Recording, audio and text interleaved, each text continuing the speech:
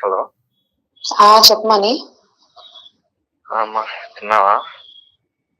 నువ్వు ఏంటి మ్యారేజ్ గురించి? ఆలోచించకండి, నువ్వు సెటిల్ అయినా చూద్దాంలే. చెప్పా కదమ్మా, అదే మ్యారేజ్ అయిపోయిన తర్వాత చేస్తానని. మ్యారేజ్ అయింది సెటిల్ అయ్యేదేంటి?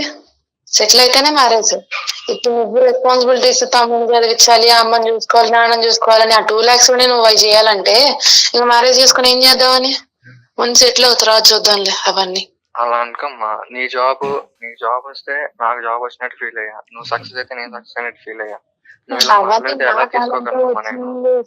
ఇప్పుడు నా టాలెంట్ వచ్చి నేను చేసినవి నువ్వు ఫీల్ అయ్యేదేంటి?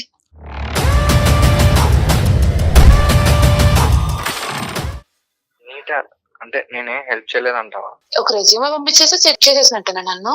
రెజ్యూమ్ అంటే కోర్స్ ఇవన్నీ నేర్పించింది అదంతా నువ్వు నేర్పించే దాంట్లో ఉండదు, నువ్వు నేర్చుకుని పర్ఫామ్ చేసే దాంట్లో ఉంటది. ఇప్పుడు ఏమంటామ్మా మ్యారేజ్ గురించి? మ్యారేజ్ గురించి ఏమనేది ఏం లేదు, సెటిల్ అవ్వు. అసలు ఓన్ హౌస్ లేదు, ఏమీ లేదు. ఊరికి ముందు వచ్చి ఎంగేజ్మెంట్ చేసేసుకొని సెటిల్ అవ్వకుండా ఇప్పుడేమో పెళ్ళి అంటే అలా అవుతుంది. ముందు సెటిల్ అవ్వు. నా వాళ్ళు కావట్లేదు, ఎంగేజ్మెంట్ 1 year అవుతుంది. ముందు నీ ఫ్యామిలీ బరువే ఎక్కువైపోయింది నీకు, మళ్ళీ అంత తెచ్చి పెట్టుకుని ఏం చేద్దామని? ముందు వాళ్ళ బరువు వదిలించుకో. అలా మాట్లాడుకోమ్మా, వాళ్ళు నా పేరెంట్స్, వాళ్ళకి నేను చూసుకోవాలి. అది ఎంత మ్యారేజ్ ముందు వరకే కదా, ముందు వాళ్ళే నువ్వు సెట్ చేయలేకపోతున్నావు. మీ తమ్ముడు ఇంక చదువు అవ్వలేదు, ఇంకా వాళ్ళకి ఏం సెట్ కాలేదు. ముందు హౌస్ కట్టించి నేను సెట్ అవడం నాకు ఎంతసేపు కానీ కాదు, కానీ నాకు కొంచెం బాధ్యతలు ఉన్నాయి, అర్థం చేసుకో. ఎన్నాళ్ళు ఆగుతావు? నా వల్ల కావట్లేదు, చావాలా బతకాలి అర్థం కావట్లా.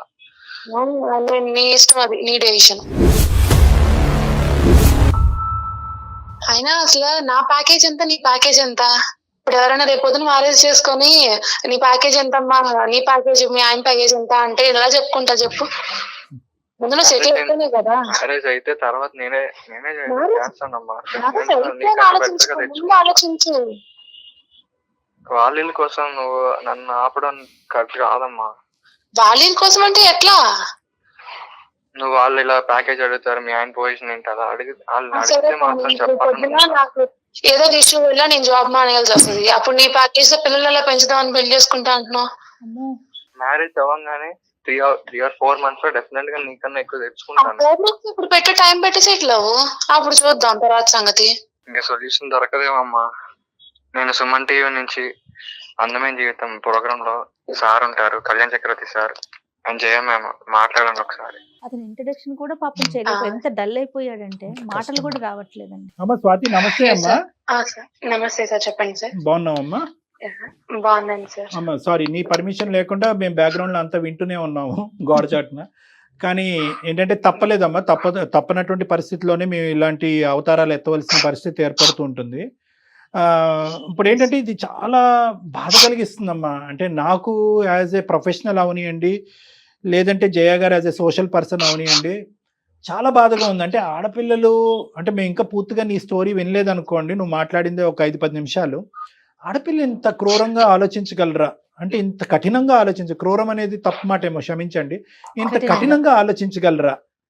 అంటే జీవితానికి సంబంధించినటువంటి నిర్ణయాల్లో ఉమెన్ ఎంపవర్మెంట్, ఆడదాని యొక్క ఎదుగుదల అనేటటువంటి ఇలాంటి రకరకాల మాటలు మాట్లాడేటటువంటి ఈ క్రమంలో ఆడది ఒక సున్నితమైనటువంటి మనస్తత్వం పోగొట్టుకునే పరిస్థితికి వచ్చాము మనం. అలా దిగజారిపోయాము. అంటే ఎదగాలి అనేటటువంటి తత్వంతో పక్కన ఎవరు ఉంటే కనుక వాళ్ళని తొక్కుకుని వెళ్ళిపోవాలి, ఒక సున్నితమైన మనస్తత్వాన్ని వదిలేయాలి, మానవత్వాన్ని వదిలేయాలి, ప్రేమని త్యాగం చేసేయాలనే కాన్సెప్ట్లు కూడా మనం మాట్లాడుకోవట్లేదేమో కదా. ఏంటమ్మా నీ ఒకసారి నీ వివరణ చెప్పు. అంటే నీలో అతను చూపెట్టినటువంటి ఈ మార్పు, ఇది నిజంగా నీకు ఉద్యోగం వచ్చినప్పుడే ఉందా, లేదంటే ఈ లెవెల్కి ఎదిగిన తర్వాత ఇలా చేద్దామని నువ్వు ఏమైనా ముందు నుంచే నిర్ణయం తీసుకున్నావా? అసలు మీ ప్రేమ ఎలా మొదలైంది? అసలు నువ్వు మనీ గురించి ఏమని చెప్పాలి అని అనుకుంటున్నావు? మనీ ఇప్పుడు ఉండేటటువంటి పరిస్థితి ఏంటి? అతను నువ్వు ఎప్పుడు పెళ్లి చేసుకుందాం అనుకుంటున్నావు? అసలు పెళ్లి చేసుకుందాం అనుకుంటున్నావా లేదా? వీటి గురించి కొద్దిగా వివరించి చెప్పమ్మా. సార్, మ్యారేజ్ అంటే ఇప్పుడు తను సెటిల్ అయ్యే దాని మీద ఆధారపడి ఉంటది. మా లవ్ 3 years అవుతుంది సార్. 1 year లవ్, ఇద్దరం ఒకటే ఆఫీస్ కొలీగ్స్. ఇంకా రిలేషన్షిప్ లో ఉన్నాము. అనుకోకుండా టెర్మినేషన్ వల్ల నా జాబ్ పోయింది. ఇంకా నా రెజ్యూమే ప్రిపేర్ చేసి తను నాకు కొంచెం గైడ్ చేసి పంపించారు వేరే ఎంఎన్సీ కంపెనీకి. నాకు నేను మంచిగా పర్ఫామ్ చేయడం వల్ల నాకు జాబ్ వచ్చింది. ఇప్పుడు 5 lakhs సార్ నాకు. అంతేనా? జాబ్ ఓన్లీ వచ్చిన తర్వాత కాదమ్మా, ఓన్లీ రెజ్యూమ్ పంపించడమేనా? మిమ్మల్ని వేరే కోర్సు చదివించడం లాంటివి ఏమన్నా ఉన్నాయా? ఎందుకంటే తను చెప్పారు మనీ. సార్ మేడం నేర్పించారు, కానీ తను ఎంత నేర్పించినా సరే నేను పర్ఫామ్ చేసే దాన్ని బట్టి నేను నేర్చుకునే Of దాన్ని course, బట్టి of ఉంటుంది course. కదా. కదమ్మా ఎంత ఖర్చు అయిందమ్మా దానికి? మనీ అవి నేను చూడలేదు సార్, తను నాకు అదే అతను అంటే తనే సుమారుగా చెప్పారు. 6 లక్షలు అయిందని చెప్పాడు. సర్లేండి, ఇప్పుడు మీకు 5 లక్షలు నెలకు వచ్చే వాళ్ళకి మీకు 6 లక్షలు కనిపించలేండి, కానీ సరే 6 లక్షలు ఖర్చు అయ్యింది. తను చేయవలసినటువంటి కోర్సో లేదంటే తన తమ్ముడు చేయించవలసినటువంటి కోర్సో ఇలాంటి రకరకాల ఆప్షన్స్ కూడా పక్కన పెట్టి ఎంగేజ్మెంట్ అయిన తర్వాత నేను ఆల్రెడీ ఆ కుటుంబంలో ఒక సభ్యురాలుగా యాక్సెప్ట్ చేసి నేను ఒక భారీగానే ట్రీట్ చేస్తూ అందరికీ లేనటువంటి ఒక గొప్ప, బహుశా మీ జీవితాన్ని మర్చిపోలేనటువంటి ఒక గొప్ప బహుమతి నీకు ఇచ్చాడు అన్నట్టుగా మాకు వినిపించింది. నీకు అనిపిస్తుందా లేదో కూడా చెప్పమ్మా. తను ఇచ్చుండొచ్చు సార్, కానీ సెటిల్ అవ్వాలి కదా. ఇప్పుడు నాతో ఈక్వల్ అవ్వాలి కదా సార్. ఇప్పుడు బయట చూసే వాళ్ళు ఏమంటారు? మరి మీరు కూడా సపోర్ట్ చేయండి అతనికి. ఏదన్నా కోర్సు సపోర్ట్ నేర్చుకుంటే చేస్తున్నాను మేడం, సెట్ అవ్వమని చెప్తున్నాను. నోటి మాట కాదు కదమ్మా స్వాతి. ఇప్పుడు నేనేమంటున్నానంటే అతను మాట చెప్పి వదిలేలా మిమ్మల్ని ఎంకరేజ్ చేశాడు, దానికి కావాల్సిన సోర్స్ క్రియేట్ చేశాడు. మరి మీరు కూడా సోర్స్ క్రియేట్ చేయండి. మంచి పొజిషన్ లో ఉన్నారు కదా, 5 లక్షల జీతం తీసుకుంటున్నారు మీరు. సెటిల్ అవటం అంటే ఏంటో నాకు ఒక్కసారి డిఫైన్ చేయమ్మా. నాకు అస్సలు అర్థం కాదు ఈ సబ్జెక్టు. సెటిల్ అవటం అంటే ఏంటి? ఎన్ని లక్షలు వస్తే ఒక మగాడు సెటిల్ అయినట్టు? లేదంటే ఎన్ని లక్షలు వస్తే కనుక నువ్వు హ్యాపీ ఫీల్ అయ్యి అతను పెళ్లి చేసుకుంటావు? ఎన్ని లక్షలు కావాలి? ఇప్పుడు 5 దాటాలా? ఈక్వల్ అయినా పర్లేదు, నాకన్నా ఎక్కువైనా పర్లేదు సార్. ఓకే ఓకే సరే. ఇప్పుడు అతనికి ఏంటమ్మా అంటే, ఇప్పుడు నేను స్వాతియే చెప్తేనే అతనికి 5 లక్షలు సంపాదించేటటువంటి ఉద్యోగం వరకు వెళ్తాడా? ఒక మగాడికి ఒక ఆశయం, ఒక గోల్, ఒక డైరెక్షన్ ఉండవా? అంత గోల్లెస్ లేజీ పర్సన్ అతను? ఏమీ సంపాదించకుండా ఖాళీగా ఇంట్లో కూర్చుని గోర్లు గిల్లుకుంటూ కూర్చుంటాడా? సింపుల్ ఎగ్జాంపుల్, తాత్కాలికంగా సెబాటికల్ లీవ్ తీసుకుని మీ ఇతను మనీ సెబాటికల్ లీవ్ తీసుకుని ఒక 6 నెలల పాటు నీలా కోర్స్ చేసి నీ స్థాయికి ఎందుకు ఎదగలేదమ్మా ఇప్పుడు వరకు? నాకు తెలియక అడుగుతా. అదే సార్, వాళ్ళ ఫ్యామిలీ, వాళ్ళ తమ్ముడు, వాళ్ళ అమ్మ నాన్న అందరూ కూర్చుంటే ఇంకెప్పుడు సెటిల్ అవుతాడు? ఇప్పుడు కూడా నేను ఇంత మ్యారేజ్ చేసుకుని వెయిట్ చేసినా సరే తను కోర్స్ తీసుకోవాలి లేదంటే ఏదైనా సెట్ అవ్వాలని తను ఇంకా అనుకోవట్లేదు. ఇంకా ఫ్యామిలీ, ఇంకా తమ్ముడు అని అక్కడే ఆగిపోతే ఎట్లా సార్? అదే ఆగిపోయాడు, పిచ్చోడు కాబట్టి ఆగిపోయాడు, మెంటలోడు కాబట్టి ఆగిపోయాడు. స్వాతి, నాకు ఇప్పుడు నేను కొద్దిగా నేను మాట్లాడతాను, 2 మాటలమ్మా. నీకు వచ్చి 6 లక్షలు ఇచ్చి నీకు ఒక కోర్స్ చేయించి ఒక ఉద్యోగం ఇప్పించేటటువంటి మగాడిని, ఒరే ఇంటికి పెద్దగా నువ్వురా మొగుడు మగాడు, నాకంటే ఎక్కువ సెటిల్ అవ్వాల్సింది నువ్వు, నాకంటే ఎక్కువ సంపాదించవలసింది నువ్వు, కాబట్టి ఫస్ట్ ఇదే కోర్సు నువ్వు చేసి నువ్వు సెటిల్ అవ్వనే మాట ఎందుకు అనలేదు తల్లి నువ్వు? నేను సెట్ అవ్వమన్నాను సార్, స్టిల్ ఇప్పటికీ నేను సపోర్ట్ చేస్తున్నాను. ఇప్పుడు కాదు, ఫైనాన్షియల్ గా ఇప్పుడు కాదమ్మా. నీకు ఇచ్చి నీ మీద దారదత్తం చేసే ముందు నా గురించి కాదు, ఫస్ట్ నీ గురించి ఆలోచించుకో. నువ్వు ఫస్ట్ సెటిల్ అవ్వు. నువ్వు సెటిల్ అవుతే కనుక నాకు గౌరవప్రదంగా ఉంటుంది, తర్వాత నేను ఎలాగైనా ఉద్యోగం సంపాదించుకుంటానని ఇప్పుడు మాట్లాడే టోను అతను నీ చేత కోర్స్ చదివించేటప్పుడు డబ్బులు ఖర్చు పెట్టేటప్పుడు ఎందుకు రాలేదు ఇది టోను? అరే ఈ కోర్స్ చేసేస్తే నాకు 5 లక్షలు ఉద్యోగం వచ్చేస్తుంది, తర్వాత నేను నట్టెట్టు ముంచేస్తానని చెప్పావా అప్పుడు?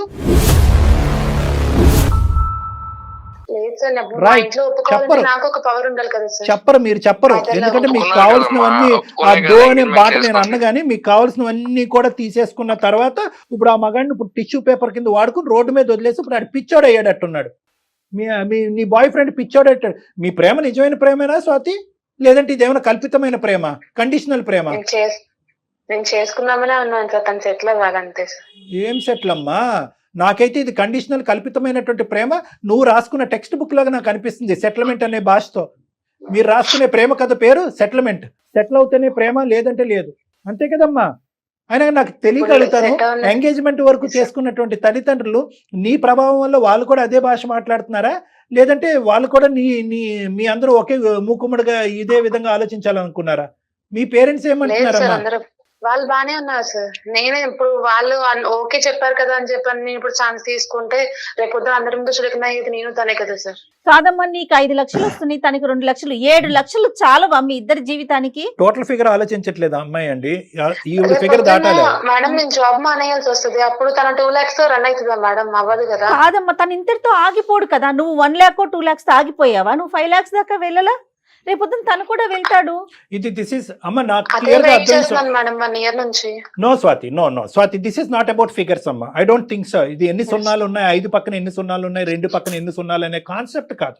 ఇదేంటంటే కనుక కొలమానం అంటారు. అంటే ఏంటంటే ప్రేమని, జీవితాన్ని డబ్బుతో కొలుస్తున్నావు నువ్వు. ఇదే కండిషన్ ఉంటుంది అని అనుకుని ఉంటే కనుక ఈ అబ్బాయి మొదట్లో అసలు ఒక్క అర నిమిషం కూడా నీతో పాటు జర్నీ చేసి ఉండేవాడు కాదు. అసలైన రంగు ఒక మనిషి, ఒక వ్యక్తిత్వం ఒకటేటువంటి ప్రత్యేకంగా స్వాతి యొక్క రంగు తన చేతిలో, తన జోబులో, తన బ్యాంకులో ఎంత డబ్బులు వచ్చిన తర్వాత అసలైన రంగు బయటకు వచ్చినాయి. అదే చెప్తారు కదా, మనీ ఈజ్ మ్యాడ్నెస్ అని చెప్పి. నీ చేతిలో ఈరోజు డబ్బులు కనిపిస్తున్నాయి కాబట్టి నీకు అహంకార ధోరణ. దిస్ ఇస్ ఆల్ అరగెన్స్ అమ్మా. It is not about figures. Madam చాలా నైస్గా చెప్పారు, 5+2 = 7 కదమ్మా. 7 సరిపోదా ఒక కుటుంబాన్ని రన్ చేయడానికి రెండు వైపులా. మీ తల్లిదండ్రులని చూసుకోవచ్చు, వాళ్ళ తల్లిదండ్రులని, వాళ్ళ తమ్ముళ్ళని, అక్కల్ని, చెల్లెల్ని అందరినీ చూసుకునే అంత మంచి ఫిగర్ అది. కానీ ఇక్కడ కాన్సెప్ట్ అది కాదు. 7 అనేటటువంటిది ఫిగర్ కాదు ఇక్కడ. వై 2 = 5 అనేది ఫిగర్ ఇక్కడ. 2 5ని దాటాలి ఇక్కడ. 2 5ని దాటితే కనుక నువ్వు కాళ్ళర్ ఎగరేసుకుంటూ నలుగురికి మా ఆయనకి ఇంత శాలరీ, నాకు ఇంత శాలరీ అని చెప్పుకోవటానికి ఇదేంటంటే కనుక స్వార్థం, అహంకారం. ఇది బాధగా ఉందమ్మా నిజంగా. ఇటువంటి కండిషన్స్ ఉంటే కనుక అసలు ఎంగేజ్మెంట్ వరకు ఎందుకు వెళ్ళారమ్మా? అసలు ప్రేమను ఎందుకు వాగ్దానాలతో ముందుకు తీసుకెళ్లారు? ఎందుకు ఫాల్స్ ప్రామిసెస్ చేశారు?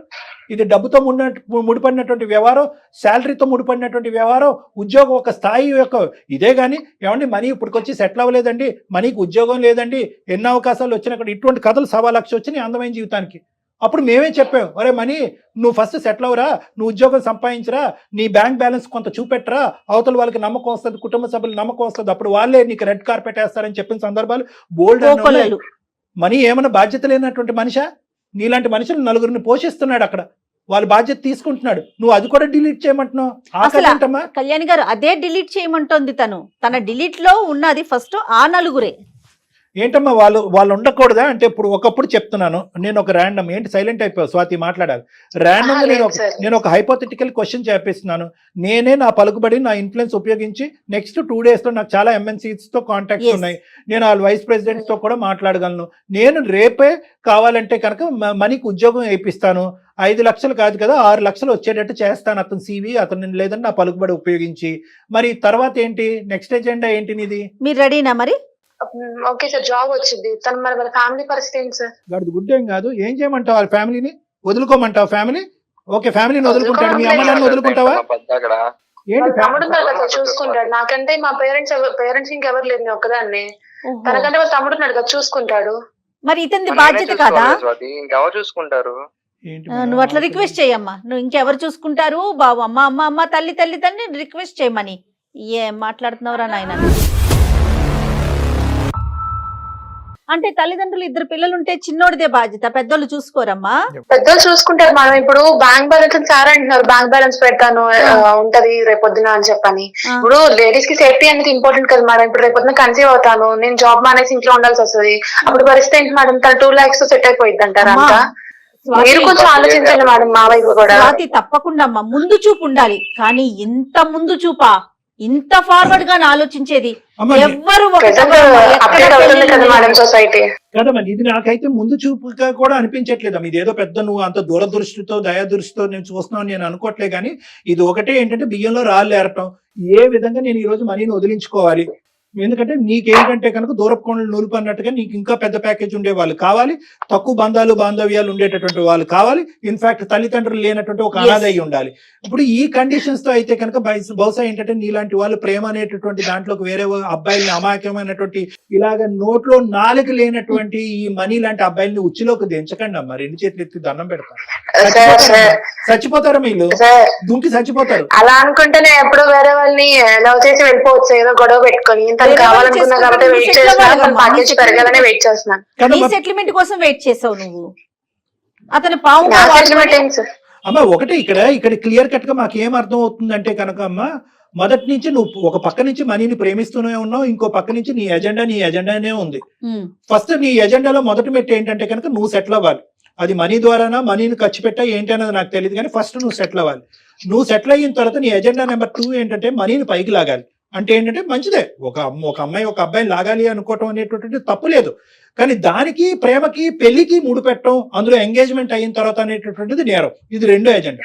3వ ఎజెండా ఏంటంటే కనుక ఇందాక నేను అన్నాను కదా, నేను ఒక్కొక్క మెట్టు నువ్వు ఎలా ఎక్కుతున్నావు నేను ఆలోచిస్తున్నాను, కరెక్ట్ గా నేను ఎలా అయితే చుక్కలు కలుపుతున్నానో నువ్వు అలాగే కలుపుతున్నావు. 3వ ఎజెండా ఏంటంటే ఓకే నేను ఎదిగాను, నాతో పాటు నా మొగుడికి కూడా కాబోయే మొగుడికి కూడా మంచి ఉద్యోగం వచ్చింది, ఇప్పుడు నీ కుటుంబ సభ్యులందరినీ దూరం పెట్టి ఆ బరువు బాధ్యతల నుంచి కూడా నువ్వు దులుపుకో అనేది 3వ ఎజెండా. అమ్మ ఈ లెక్కనైతే కనుక మానవత్వం అనేటటువంటిది ఉండదు. ఇటువంటి బేస్మెంట్ మీద పెళ్లిళ్ళు అనేటటువంటిది జరగకూడదు. ఒకప్పుడు ఇలాంటివి జరిగినా కూడా అవి ఎక్కువ కాలం నిలవు. ఇటువంటి పెళ్లిళ్ళు నిలవమ్మా. ఒకటి జాగ్రత్త గుర్తుపెట్టుకో, నీకంటే ఆ అబ్బాయి జీవితంలో ముందుగా వచ్చిన ఈ పిచ్చోడు అమాయకుడు, అసలు తెలివితేటలు లేనటువంటి ఒక దద్దం ఈ అబ్బాయి తరపున మాట్లాడలేడు కాబట్టి నేను మాట్లాడుతున్నాను. ఈ రోజు ఆ అబ్బాయి నీకంటే ముందు ఆ అబ్బాయి జీవితంలో ఎవరిని వచ్చారంటే వాళ్ళ అమ్మ నాన్న వచ్చారు, కుటుంబం వచ్చింది, బాధ్యతలు వచ్చినాయి. ఈ రోజు ఈ విషయం ఇటువంటి ఘాటైనటువంటి మాటలు నువ్వు చెప్తున్నావు అనేటువంటిది ఆ కుటుంబ సభ్యులకు తెలియదమ్మా. మరి వాళ్ళకి తెలిస్తే కనుక తూర్పు తిరిగి దండం పెట్టి పొమ్మంటారు నిన్ను. నీకున్న ఇన్ని కండిషన్స్ కి ప్రపంచంలో ఎవ్వడు దొరకడమ్మా నీకు. ఏ మగపిల్లోడు దొరకడు నువ్వు పెళ్లి ఒకప్పుడు దొరికిన జయ గారు, ఒకప్పుడు దొరికిన నువ్వు ఒక టోపీ వేస్తే వాడు నీకు 2 టోపీలు వేసి పెళ్లిలో దూరుతాడు వాడు. ఆ తర్వాత ఆడ అసలు సిసలైనటువంటి రంగుల తర్వాత కనిపిస్తే అప్పుడు మళ్ళీ మా అందమైన జీవితం నువ్వు ఫోన్ చేస్తావు, సార్ ఇలాంటి వాడు నన్ను బక్రా చేశాడు సార్, నాకంటే ఎక్కువ ప్యాకేజ్ అని చెప్పి మోసం చేశాడు, నాకంటే పెద్ద ఎంఎన్సీ కంపెనీ అని చెప్పాడు, నాకంటే గొప్ప కుటుంబం అని చెప్పాడు. ఇలాంటి బక్రాలు చాలా మంది, ఇలాంటి వాళ్ళు చాలా మంది మా దగ్గరకు వస్తున్నారమ్మా. ఇప్పుడు ఇంత చాలా బాధ్యతలు నిర్వహిస్తున్నాడు, పెళ్లి కాకముందే నీ సెటిల్మెంట్ గురించి ఆలోచించాడు, నిన్ను ఇంతగా ప్రేమిస్తున్నాడు, ఇంతకన్నా మంచి లక్షణాలు ఉన్న అబ్బాయి నీకు దొరుకుతాడమ్మా? ఎందుకు? అందుకనే వెయిట్ చేస్తున్నాను మేడం. ఎంగేజ్మెంట్ కూడా నేను ఒప్పుకొని చేసుకున్న కూడా కారణం మంచితనే. అమ్మా అక్కడి వరకు బానే ఉంది స్వాతి. ఎంగేజ్మెంట్ చేసుకున్నాం, పెళ్లి చేసుకోవాలనుకున్నారు 6 నెలల్లో. అది ఒక పవిత్రమైనటువంటి ఒక ప్రక్రియ. ఇతనేమి ఖాళీగా కూర్చొని గోర్లు గిల్లుకుంటూ కూర్చోలేదు, అతను కూడా కష్టపడుతున్నాడు. ఇప్పటికి కూడా అతను ప్రామిస్ చేస్తున్నాడు, నీ ఆలోచన శైలిలో తప్పు లేదు, నేను ఎదగాలి, నాతో పాటు నా మొగుడు ఎదగాలి, మొత్తం కుటుంబం ఎదగాలి అనేటటువంటి ఆలోచన మంచిదే. కానీ ఏంటంటే ఆ ఎదుగుదల అనేటటువంటిది స్వార్థపూరితంగా ఆలోచిస్తున్నాం. మేమే ఎదగాలి, మా ఆయనే ఎదగాలి, మేమే డబ్బులు సంపాదించాలి, అటు ఇటు మొత్తం అన్ని తగ్గొట్టుకోవాలి. ఈ కాన్సెప్ట్ కరెక్ట్ కాదమ్మా. నువ్వు తెలియనితనంతోనో అమాయకత్వంతోనో ఆలోచిస్తున్నావు. అట్లీస్ట్ నా మాటలు ఆలోచించుకుని ఒక్కసారి అనే కూడా కనువిప్పు చేసుకో. నీకు చెప్పేటటువంటి తల్లిదండ్రులు కూడా సరిగ్గా చెప్పలేదని నాకు అనిపిస్తుంది, లేదంటే వాళ్ళని కూడా నువ్వు డామినేట్ చేసి పడేస్తున్నావు అని అనిపిస్తుంది. ఈ రెండిట్లో ఏదన్నా అయి ఉండాలి. ఒకటే కాదమ్మా, డబ్బులు ఒకటే కాదు, ప్యాకేజీలు ఒకటే కాదు. ఎంత సంపాదిస్తావు, రేపొద్దు నేను ప్రెగ్నెంట్ అయితే 2 లక్షలు సరిపోతాయి, లేదా ఉద్యోగాలు ఊడిపోతే తర్వాత ఏంటంటే కనుక అలా అనుకుంటే కనుక ఈ జీవితంలో ఏ పెళ్లి అవ్వదు, ఏ మనిషి. డబ్బుతో కళ్ళు మూసుకుపోయి నేను కఠినంగా మాట్లాడుతున్నాను నువ్వు అనుకోవద్దు. మీకు వచ్చేటటువంటిది ఇట్ ఈస్ సఫిషియంట్. ఎదగండి, చెయ్యి పట్టుకుని కలిసి ప్రయాణిస్తూ నలుగురిని కాపాడుతూ లివ్ అండ్ లెట్ లివ్. వాళ్ళని కాపాడుకోండి, మీరు ఎదగండి.